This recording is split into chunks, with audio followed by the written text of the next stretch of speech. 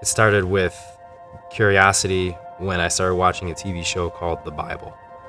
And to me, it was the coolest thing in the world. I actually got like addicted to watching it. I looked at Jesus like he was Harry Potter, because at this time I was an atheist. I didn't have any beliefs whatsoever in God or really anything whatsoever, because to me it just didn't make sense. I didn't have time for that. So when we moved here, I started a job in civilian personnel, which is human resources, and Nick LaPresto is actually a chaplain on the base. I asked him what church he went to, and he said GraceLife. You know, he said some things that really stuck with me that day, and so when I got home that day, I told him about it, and I was like, you know what, this Sunday for sure, I'm gonna take the kids, and I'm gonna go to church, and I'm gonna go to this church called GraceLife. And there had been other times in our lives where I'd said, hey, let's try church, and he'd be like, no way, not doing that. Not at all. Yeah.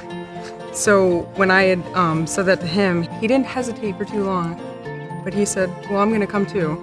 That day changed Nicole's life forever. It was the first time I remember sitting in there, and we met Kelly. We actually turned on our hazard lights, and at first we're like, oh, are we actually doing this? Like, are we really gonna be these people? And we were those people. We turned on the hazards, and they show us, hey, park here, and I remember doing it, and I'm just like, oh boy, here we go. Like, we're about to just get thumped in the head with Bibles, and it's just like, here we go. Like, this is not for me.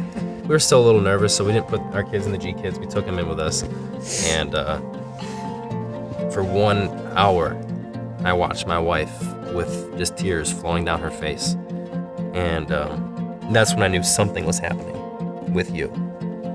That's when I could tell that whatever's happening here is real.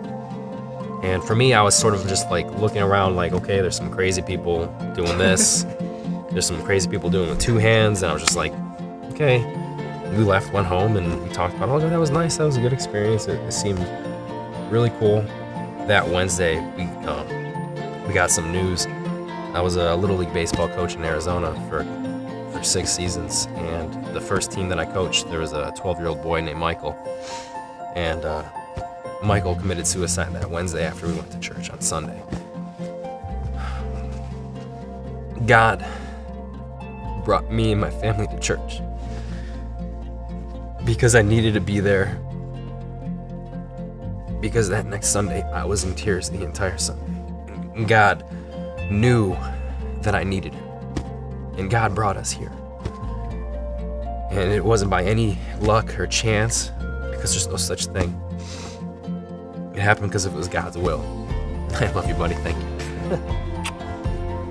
Ever since then, it's the greatest thing that's ever happened to our family. Going to church was like very new. Here at GraceLife, I can understand a lot more things. I love the people here. They're so kind. Like, I could tell them what I've been through, and it's not hard to say it because I like talking to those people. And they'll say, hey, Ben, when I walk in, and it's like no one really does that when I walk into a place, and it's like it's the best thing ever to like everybody knows your name and they want to say hi to you. There's just so many things that we have now because of Jesus. It's insane. On the way here, I just started laughing like, wow, like what happened? Yeah. And I'm in love with every minute of it. And I love you guys. And I know that God's got a lot of stuff ready for us, and it's gonna be a crazy life ahead of us. Yeah. It'll be a good one though. It will.